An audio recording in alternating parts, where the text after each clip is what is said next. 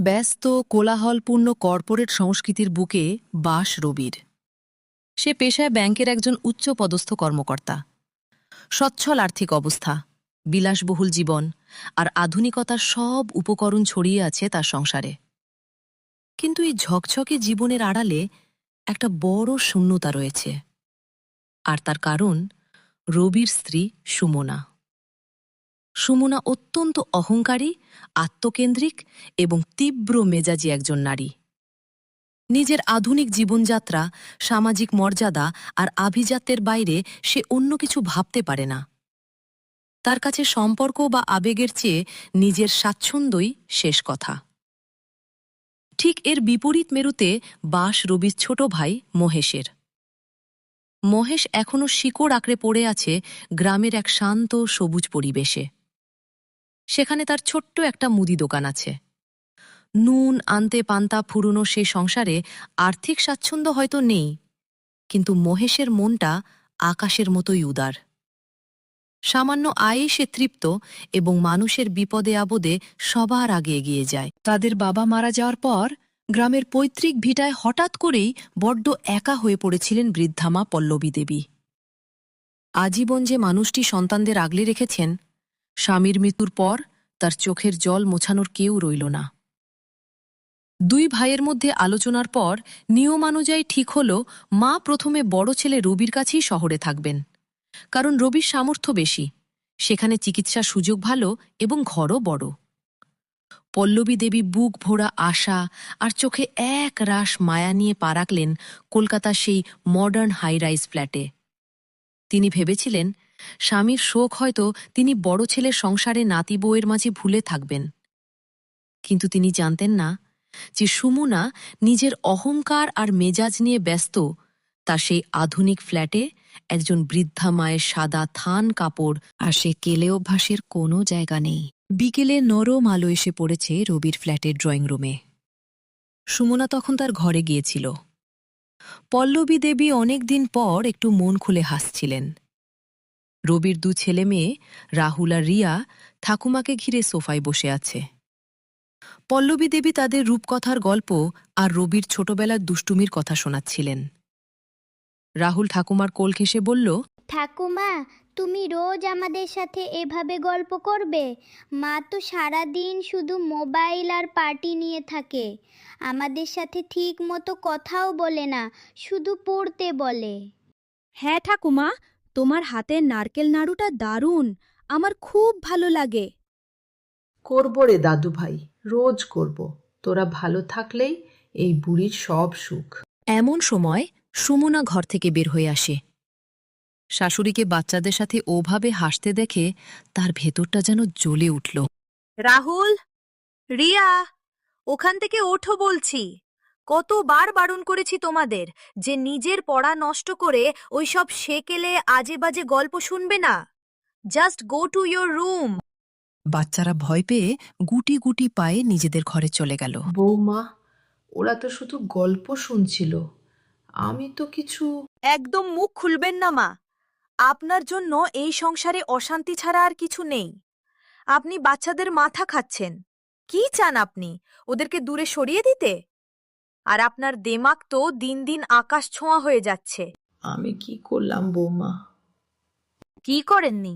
রবিকে দিয়ে কাল আবার 5,000 টাকার ওষুধ কিনিয়েছেন। এই যে প্রতি মাসে আপনার পেছনে হাজার হাজার টাকার ডাক্তারের খরচ, ওষুধের খরচ, এগুলো কোথা থেকে আসে শুনি? রবি কি টাকার গাছ পুঁতে রেখেছে? নিজের জন্য তো কোনো সঞ্চয় করেননি, শুধু উড়িয়েছেন। এখন আমার স্বামীর টাকা উড়াতে এসেছেন। সারা জীবন গায়ে কাটিয়েছেন, আর এখন শহরের এত বড় দামি ফ্ল্যাটে এসে রানীর হালে রাজত্ব করছেন। বৌমা, আমার তো শরীরটা ভালো থাকে না, তাই খোকা জোর করে ডাক্তার দেখালো। আর ছেলে দুটোকে ওদের বাবা মারা যাওয়ার পর খুব কষ্ট করে মানুষ করেছি। যা টাকা ছিল তা দিয়ে ওদের পিছনে খরচ করেছি। টাকা ওড়ানোর চিন্তা কখনো ভাবিনি মা। হ্যাঁ, জোর করে দেখালো। ভাগ্য ভালো যে রবির মতো ছেলে পেয়েছেন আর আমার মতো বৌমা পেয়েছেন। আমাদের দয়ায় কলকাতার এত বড় আলিশান ফ্ল্যাটে এসি ঘরে থাকার ভাগ্য হয়েছে আপনার, এটা ভুলে যাবেন না। এই সোফা, এই খাট, এসবের যোগ্যতা আপনার আছে? গ্রামের ওই ভাঙা কুড়ে ঘরে থাকার অভ্যাস, এখানে এসে মহারানী সাজতে চান। ভুল হয়ে গেছে বৌমা। আমি আর কোনোদিন ওষুধ চাইবো না, বাচ্চাদের সাথেও বসবো না। নাটক বন্ধ করুন। আপনার এই কান্নাকাটির নাটক আমি অনেক দেখেছি। এই ফ্ল্যাটে থাকতে হলে আমার নিয়ম মেনে চলতে হবে, নয়তো সোজা নিজের পথ দেখুন, বা নিজের ছোট ছেলের কাছে গিয়ে থাকুন। তারা তো বেশ আছে আমাদের ঘাড়ে আপদ বসিয়ে দিয়ে। হুহ। সুমনা আর এক মুহূর্ত না দাঁড়িয়ে নিজের ঘরের দরজা সশব্দে বন্ধ করে দিল। পল্লবী দেবী ড্রয়িং রুমের সোফায় পাথরের মূর্তির মতো বসে রইলেন। ওনার চোখের জল সোফার দামি কাপড়ে এসে মিশে গেল, কিন্তু সেই কান্নার শব্দ শোনার মতো কেউ ছিল না। শহরে সেই বিলাসবহুল ফ্ল্যাটে পল্লবী দেবীর জায়গা হয়েছিল রান্নাঘরের পাশের একটা ছোট্ট অন্ধকার ঘরে। সুমনা সারাদিন খোঁটা দিয়ে কথা বলত, তাকে বিভিন্ন বিষয়ে কথা শোনাত। ছেলের সংসারে অশান্তি হবে বলে সেও সব নীরবে মেনে নিত। শাশুড়িকে মানসিক নির্যাতন করার জন্য সুমনা প্রতিদিন কোনো না কোনো নতুন বাহানা খুঁজত। তেমনি আরেক দিনের একটি ঘটনা। যেদিন পল্লবী দেবী রান্নাঘরে ওনার ছেলে রুবির প্রিয় একটা পদ রান্না করেছিলেন। এটা কি? What is this? এই নোংরা গন্ধ ছড়ানো জিনিসটা কে রান্না করেছে আমার এই মডার্ন কিচেনে? ওটা ওটা পুঁই শাকের চচ্চড়ি বৌমা। রবি ছোটবেলায় এই রান্নাটা খুব ভালোবাসতো, তাই ভাবলাম আজ একটু নিজের হাতে। ওহ, জাস্ট স্টপ ইট। রবি এখন ব্যাংকের বড় অফিসার। ও এখন 5 স্টার হোটেলের কন্টিনেন্টাল খাবার খায়। আপনার ওই গ্রামের নোংরা খ্যাংরাকাঠি মার্কা চচ্চড়িও মুখেও চোবে না। আপনার জন্য আমার কিচেনের মডুলার চিমনিটা তেল জ্বলে শেষ হয়ে গেল। আমি তো শুধু ছেলের জন্য। ছেলের জন্য নাকি নিজের জিভের জন্য? শহরে এসে এত বড় ফ্ল্যাটে এসির হাওয়া খেয়ে দিন দিন আপনার লোভ বেড়ে যাচ্ছে, তাই না মা? গ্রামের ওই নুন ভাতের কথা ভুলে গেছেন? এই যে দামি দামি চালের ভাত গিলছেন রোজ, এই যে এত রাজকীয় সুযোগ সুবিধা পাচ্ছেন, এগুলো কার টাকায় হচ্ছে? বৌমা, আমি তো বেশি খাই না, দুটো ফুটিয়ে নিলেই আমার হয়ে যায়। খান না? আপনার ওই ওষুধ ডাক্তার আর 3 বেলার অন্ন জোটাতে রবির ফিক্সড ডিপোজিট ভাঙতে হচ্ছে, আর উনি বলছেন খান না? এমন কথা বলো না বৌমা, আমি তো কোনোদিন তোমার কোনো ক্ষতি চাইনি। ক্ষতি করেননি? আপনার এই কান্নাকাটির মুখটা দেখলেই আমার মেজাজ গরম হয়ে যায়।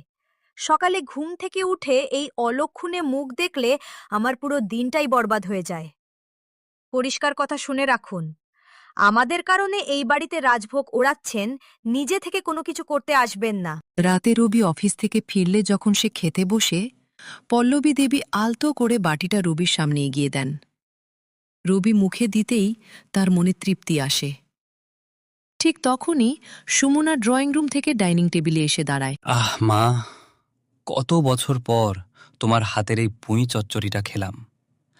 সারাদিনের অফিসের সব ক্লান্তি এক নিমেষে উধাও হইল, ঠিক যেন ছোটবেলার সেই স্বাদ। রবি যখন পরম আনন্দে খাচ্ছে, তখন পাশে দাঁড়িয়ে থাকা সুমনার পুরো শরীর রাগে আর হিংসায় জ্বলতে শুরু করেছে।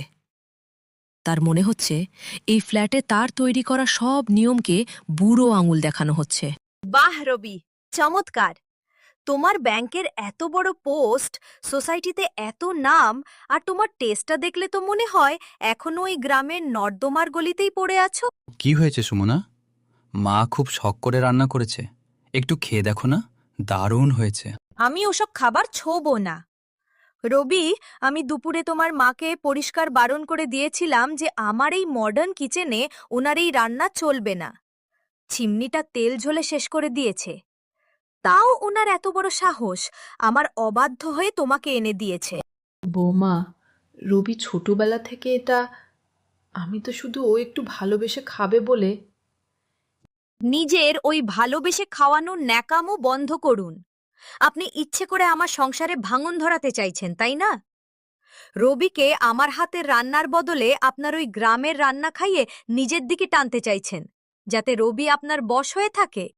সুমনা, মায়ের সাথে এভাবে কথা বলো না, উনি তো খারাপ কিছু করেননি, একটু রেঁধেছেন। তুমি একদম ওনার দালালি করবে না রবি। তোমার আদিক্ষেতা দেখেই তোমার মায়ের সাহস দিন দিন মাথায় চড়ছে। এই ফ্ল্যাটে আমার পারমিশন ছাড়া একটা পাতাও নড়বে না বলে দিলুম। আজ এই চচ্চড়ি খাচ্ছ, কাল বলবে গ্রামের বাড়ি থেকে মহেশকে এনে এই এসি রুমে শোয়াবে। এসব আমি আমার ফ্ল্যাটে মানব না। আমার ভুল হয়ে গেছে বৌমা, আমি আর কোনোদিন রান্নাঘরে যাব না। রবির থালায় আর কিছু দেব না।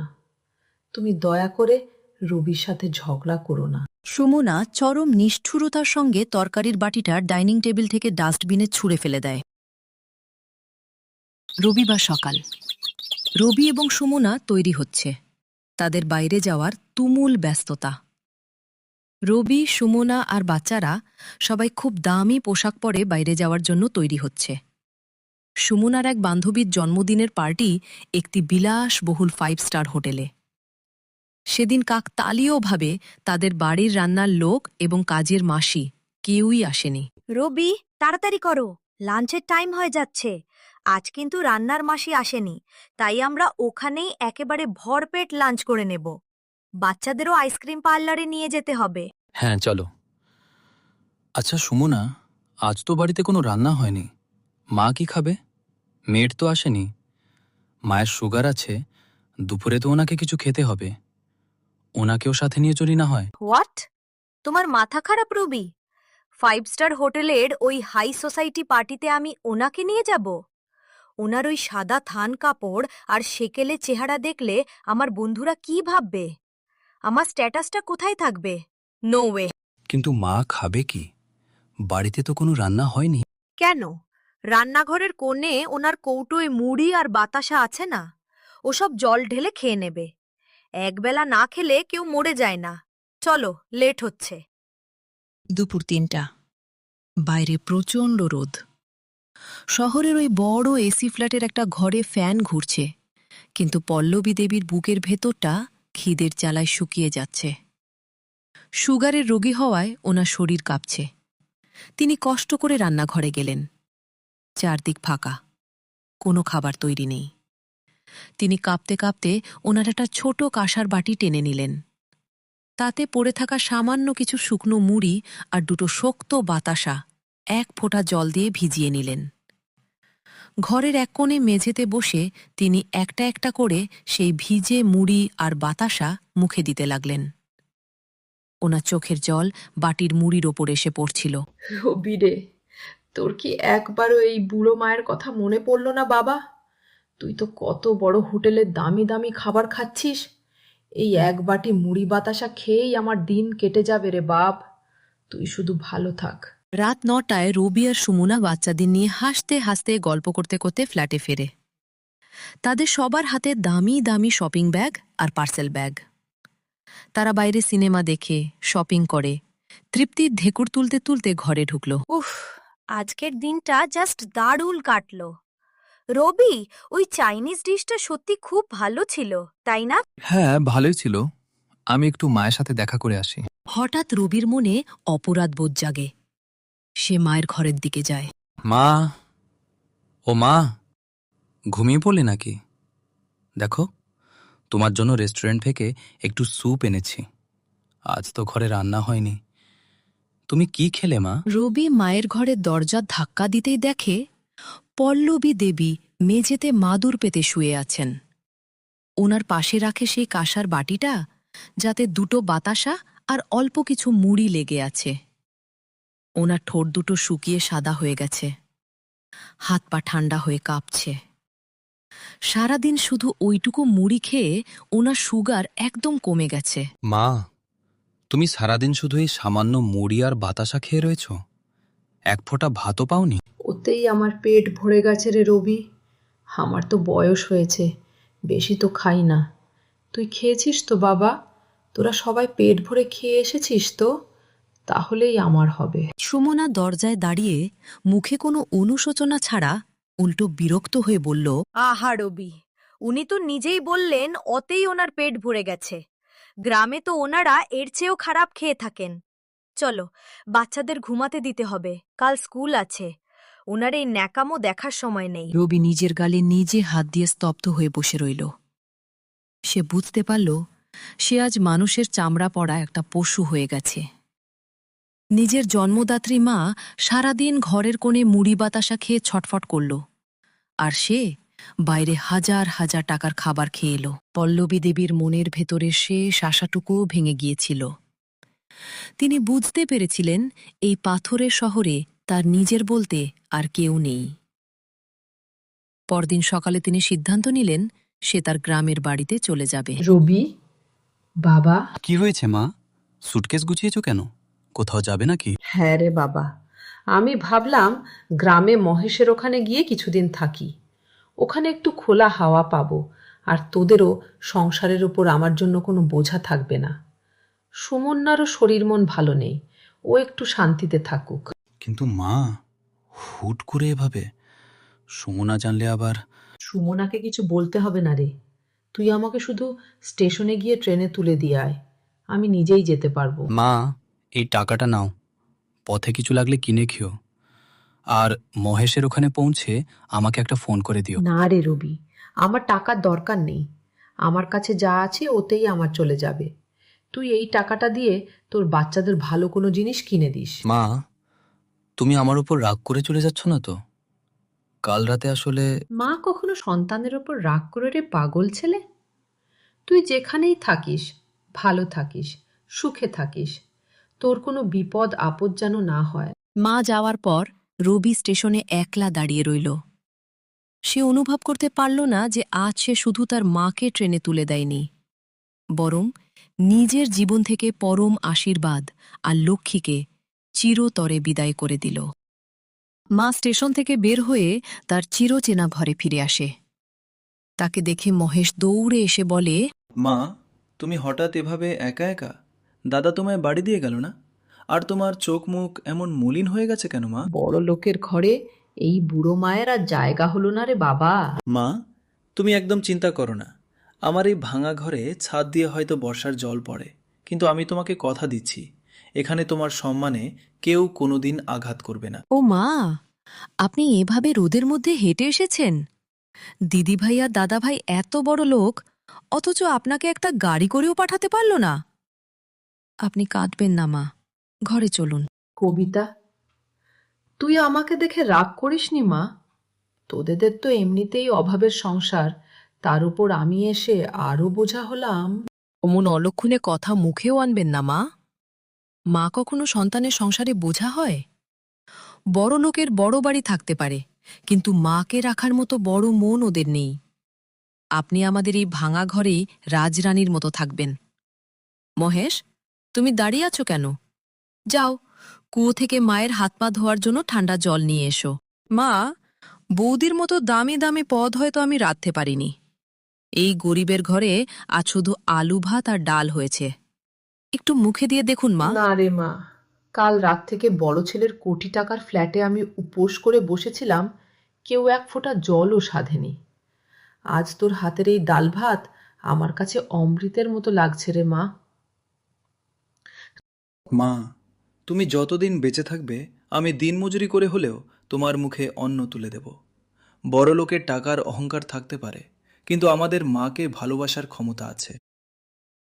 এভাবে অভাবের মধ্যে থেকে ও মহেশের সাথে মা খুব ভালোই আছে।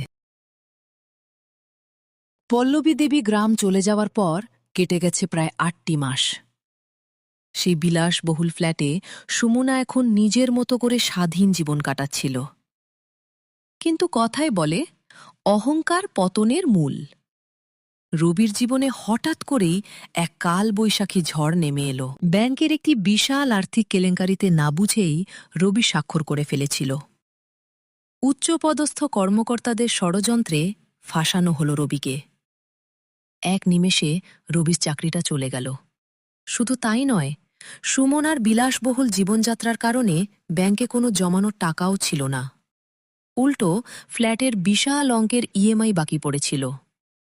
ব্যাংক থেকে নোটিশ এলো, কয়েক সপ্তাহের মধ্যে ফ্ল্যাট খালি না করলে আইনি বিলি ব্যবস্থা নেওয়া হবে। সুমনা, আমার চাকরিটা চলে গেছে।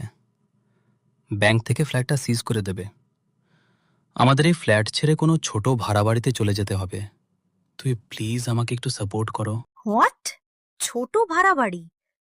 আমি কোনো বস্তি বা সস্তা পাড়ায় থাকতে পারবো না রবি। তোমার এই ব্যাংকের বড় অফিসারের স্ট্যাটাস দেখে আমি বিয়ে করেছিলাম, এই ভিখারির মতো থাকার জন্য নয়। সুমনা, বিপদের দিনে এভাবে মুখ ফিরিয়ে নিও না। আমার পাশে কেউ নেই। আমার বাবা অলরেডি ডিভোর্সের লয়ারের সাথে কথা বলেছে। আমি বাপের বাড়ি চলে যাচ্ছি। তোমার এই ঝামেলায় আমি নিজেকে জড়াতে পারবো না। Good bye. সুমনা বাচ্চাদের নিয়ে ফ্ল্যাট থেকে বেরিয়ে গেল।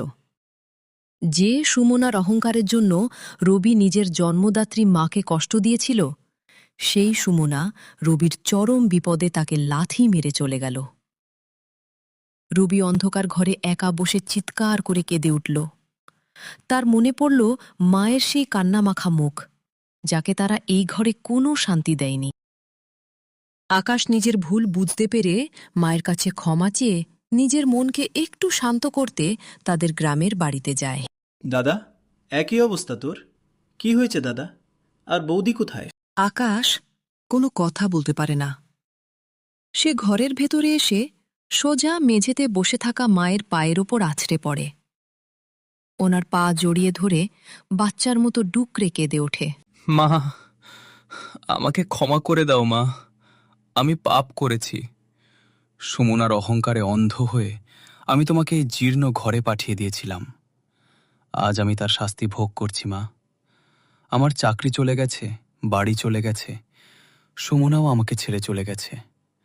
আজ আমি নিঃস্ব। কলকাতা শহরে আমার মাথা গোজার কোনো জায়গা নেই মা। আমি রাস্তায় বসে গেছি। পাগল ছেলে আমার। মা কি কখনো সন্তানের উপর রাগ করে থাকতে পারে? তোর কিচ্ছু নেই তো কি হয়েছে রে আকাশ? তোর এই বুড়ো মা তো এখনো বেঁচে আছে। আমি তোমাকে কত কষ্ট দিয়েছিলাম মা। আমি তোমার সন্তান হওয়ার যোগ্য না। একদম ও কথা বলবি না। সন্তান ভুল করতে পারে, কিন্তু মা কখনো ভুল করে না। তোর সব হারিয়ে গেছে যাক, এই মায়ের কোল তো হারায়নি। এই কোল তোর জন্য সবসময় খোলা ছিল, আজও আছে। উঠ বাবা, উঠ। দাদা, আমরা তো ছোটবেলায় এই বাড়িতে এক থালায় ভাত খেয়ে বড় হয়েছি। আজ না হয় আবার ভাঙা ঘরে সবাই একসাথে থাকব। তুই একা নোস দাদা। আমরা সবাই মিলে আবার নতুন করে লড়াই শুরু করব। দেখিস, সব ঠিক হয়ে যাবে। ঠিকই বলেছে মহেশ। এখানে ভাত ঠিক মতো খেতে না পারলেও মনে অনেক শান্তি পাবি রে বাবা। দুই ভাই মায়ের দুপাশে দাঁড়িয়ে আছে, আর মা দুহাত দিয়ে দুই ছেলেকে আগলে রেখেছেন। এই ছোট্ট বাড়ির কোণে তখন পৃথিবীর সবচেয়ে বড় আলো জ্বলছে, মায়ের ভালোবাসা। সম্মানিত দর্শকবৃন্দ, আমাদের আগের ভিডিওটিতে এত ভালোবাসা দেওয়ার জন্য অসংখ্য ধন্যবাদ। যারা ভিডিওটিতে কমেন্ট করেছেন তাদের সকলকে আন্তরিক কৃতজ্ঞতা জানাই। আপনাদের নামগুলো হল: আমাদের কমেন্ট করেছেন সৌনক সরকার, উনি ভারতের পশ্চিমবঙ্গের আলিপুর দুয়ার থেকে ভিডিও দেখছেন। আমাদের কমেন্ট করেছেন মৌমিতা সামন্ত, উনি রামপুর থেকে ভিডিও দেখছেন। আমাদের কমেন্ট করেছেন জিৎ সরকার, উনি ময়নাগুড়ি থেকে ভিডিও দেখছেন। আমাদের কমেন্ট করেছেন সন্ধ্যা সরকার। আমাদের কমেন্ট করেছেন আমাদের নিয়মিত দর্শক নাফিজা নাদিম, উনি বাংলাদেশের ঢাকা থেকে ভিডিও দেখছেন। আমাদের কমেন্ট করেছেন পল্লবী মণ্ডল, উনি আমাদের ভিডিও দেখে খুব প্রশংসা করেছেন। আমাদের কমেন্ট করেছেন কানিজ ফাতিমা তিথি, উনি লিখেছেন গল্পটা সুন্দর লেগেছে। আমাদের কমেন্ট করেছেন জামাল শেখ, উনিও ভিডিওর খুব প্রশংসা করেছেন। আমাদের কমেন্ট করেছেন মোহয়েদ তাজুল ইসলাম, উনি লিখেছেন সব কিছু মিলে দারুণ হয়েছে। আমাদের কমেন্ট করেছেন আমাদের নিয়মিত দর্শক ফরজানা লাইজু, উনি লিখেছেন গল্পটা উনার অনেক বেশি ভালো লেগেছে। আমাদের কমেন্ট করেছেন আব্দুল্লাহ, উনি লিখেছেন খুব সুন্দর হয়েছে। আমাদের কমেন্ট করেছেন মোহয়েদ আলী নূর, উনি বাংলাদেশ থেকে ভিডিও দেখছেন। আমাদের কমেন্ট করেছেন আমাদের নিয়মিত দর্শক মাহমুদা বেগম। আমাদের কমেন্ট করেছেন শম্পা রায়, উনি কলকাতা থেকে ভিডিও দেখছেন। আমাদের কমেন্ট করেছেন মৌসুমী পাহাড়ি। আমাদের কমেন্ট করেছেন রিমা ঋতু বল্লভ, উনি মাদারীপুর থেকে দেখছেন। আমাদের কমেন্ট করেছেন ফাহিমা আক্তার। উনি বাংলাদেশ লক্ষ্মীপুর জেলা থেকে দেখছেন। আমাদের কমেন্ট করেছেন রঞ্জয় ঘোষ। উনি দক্ষিণ ২৪ পরগনা থেকে দেখছেন। আমাদের কমেন্ট করেছেন রোমানা জাহান। ধন্যবাদ সবাইকে আমাদের কমেন্ট করার জন্য।